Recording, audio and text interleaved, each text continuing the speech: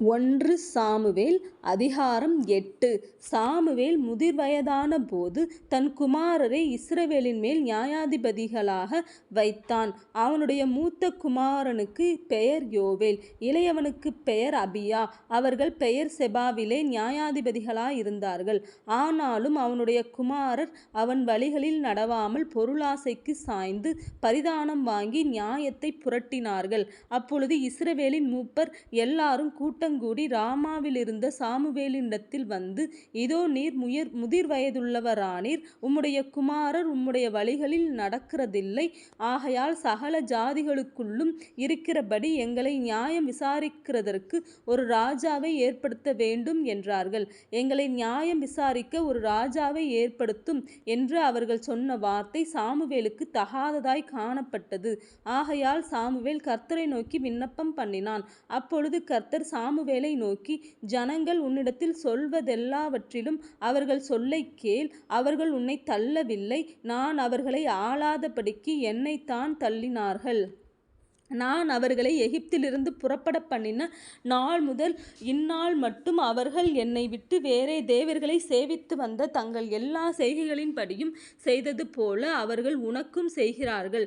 இப்பொழுதும் அவர்கள் சொல்லை கேள். ஆனாலும் உன் அபிப்பிராயத்தை காட்டும்படி அவர்களை ஆளும் ராஜாவின் காரியம் இன்னது என்று அவர்களுக்கு திடசாட்சியாய் தெரியப்படுத்து என்றார்.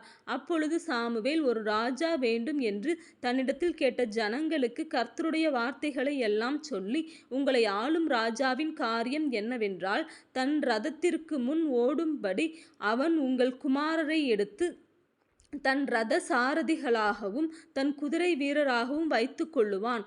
1000 பேருக்கும் 50 பேருக்கும் தலைவராகவும் தன் நிலத்தை உழுகிறவர்களாகவும் தன் விளைச்சலை அறுக்கிறவர்களாகவும் தன் யுத்த ஆயுதங்களையும் தன் இரதங்களின் பனிமுட்டுகளையும் பண்ணுகிறவர்களாகவும் அவர்களை வைத்து கொள்ளுவான். உங்கள் குமாரத்திகளை பரிமள தைலம் செய்கிறவர்களாகவும் சமையல் பண்ணுகிறவர்களாகவும் அப்பம் சுடுகிறவர்களாகவும் வைத்து கொள்ளுவான். உங்கள் வயல்களிலும் உங்கள் திராட்சை தோட்டங்களிலும் உங்கள் ஒலிவத் தோப்புகளிலும் நல்லவைகளை எடுத்துக்கொண்டு தன் ஊழியக்காரருக்கு கொடுப்பான். உங்கள் தானியத்திலும் உங்கள் திராட்சை பலனிலும் தசமபாகம் வாங்கி தன் பிரதானிகளுக்கும் தன் சேவகர்களுக்கும் கொடுப்பான். உங்கள் வேலைக்காரனையும் உங்கள் வேலைக்காரிகளையும் உங்களில் திறமையான வாலிபரையும் எடுத்து தன்னுடைய வேலைக்கு வைத்து கொள்வான். உங்கள் ஆடுகளிலே 10 1 எடுத்துக்கொள்வான். நீங்கள் அவனுக்கு வேலையாட்களாவீர்கள். நீங்கள் தெரிந்து கொண்ட உங்கள் ராஜாவின் மித்தம் அந்நாளிலே முறையிடுவீர்கள். ஆனாலும் கர்த்தர் அந்நாளிலே உங்களுக்கு செவிகொடுக்க மாட்டார் என்றான். ஜனங்கள் சாமுவேலின் சொல்லை கேட்க மனதில்லாமல், அப்படியல்ல, எங்களுக்கு ஒரு ராஜா இருக்கத்தான் வேண்டும். சகல ஜாதிகளையும் போல நாங்களும் இருப்போம்.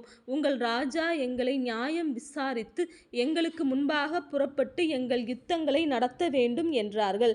சாமுவேல் ஜனங்களின் வார்த்தைகளை எல்லாம் கேட்டு அவைகளை கர்த்தரிடத்தில் தெரியப்படுத்தினான். கர்த்தர் சாமுவேலை நோக்கி, நீ அவர்கள் சொல்லை கேட்டு அவர்களை ஆள ஒரு ராஜாவை ஏற்படுத்து என்றார். அப்பொழுது சாமுவேல் இஸ்ரவேல் ஜனங்களை பார்த்து, அவரவர் தங்கள் ஊர்களுக்கு போகலாம் என்றான்.